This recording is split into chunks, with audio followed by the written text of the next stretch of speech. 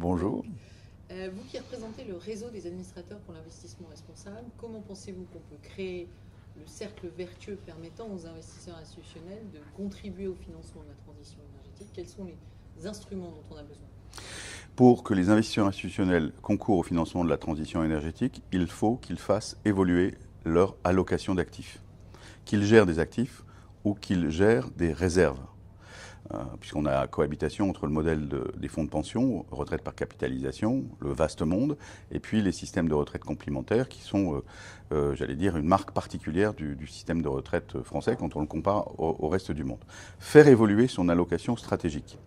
Pourquoi ?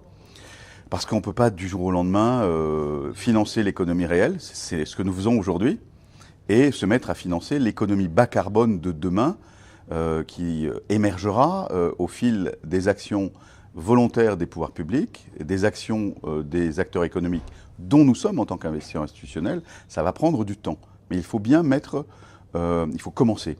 Et pour commencer, nous avons besoin, pour faire évoluer notre allocation stratégique, d'incitations puissantes. Ces incitations puissantes, elles sont de deux ordres, me semble-t-il. D'un côté, il nous faut savoir aujourd'hui en quoi et comment nos stratégies de placement concourent ou pas au phénomène de réchauffement climatique.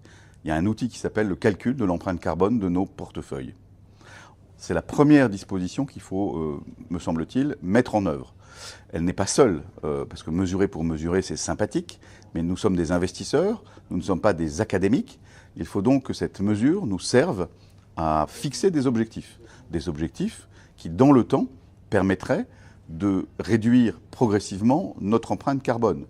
Il est à peu près évident que pour la plupart des investisseurs, cette empreinte carbone, elle ne sera pas formidable, elle sera tout simplement le reflet des stratégies de placement qui permettent de financer l'économie d'aujourd'hui, qui est une économie qui nous emmène à la fin du siècle à une hausse des températures moyennes qui dépasse très largement l'objectif des plus 2 degrés. Donc mesurer, c'est la première disposition. La deuxième, c'est fixer des objectifs de réduction. C'est ce que nous appelons, au réseau des administrateurs pour l'investissement responsable, la feuille de route des investisseurs institutionnels. Et cette feuille de route, elle doit être publique, elle doit être publiée, notamment dans le rapport annuel que chaque investisseur institutionnel publie. Ça, c'est la première série de dispositions.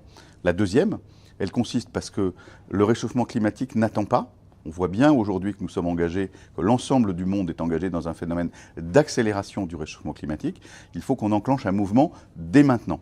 Et ça veut dire qu'il faut qu'on consacre un pourcentage de nos actifs, et quelle que soit la classe d'actifs, des obligations souveraines, des obligations crédit, des actions, l'investissement dans des PME, l'investissement dans l'immobilier aussi, il faut qu'on consacre une fraction de nos actifs à financer vite des projets dans le domaine de la transition énergétique, de manière à passer à l'action très vite.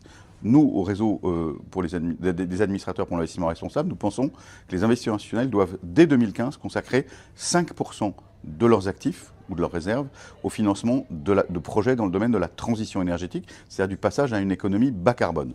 Dans ce dispositif, quel peut être le rôle d'un label permettant attribuer à des fonds qui serviraient à financer la transition énergétique, et à quelles conditions ça peut marcher?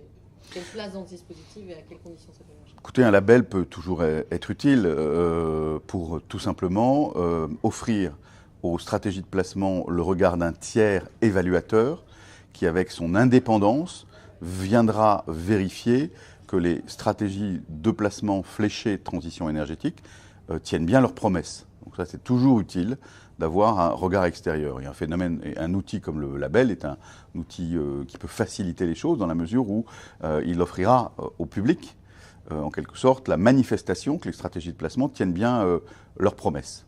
Mais comme vous le remarquez, il s'agit bien d'un label qui permettrait de vérifier que les investissements qui sont fléchés de transition énergétique tiennent bien leurs promesses. Il ne s'agit pas d'un label ISR généraliste. Nous sommes sur 2 registres totalement différents.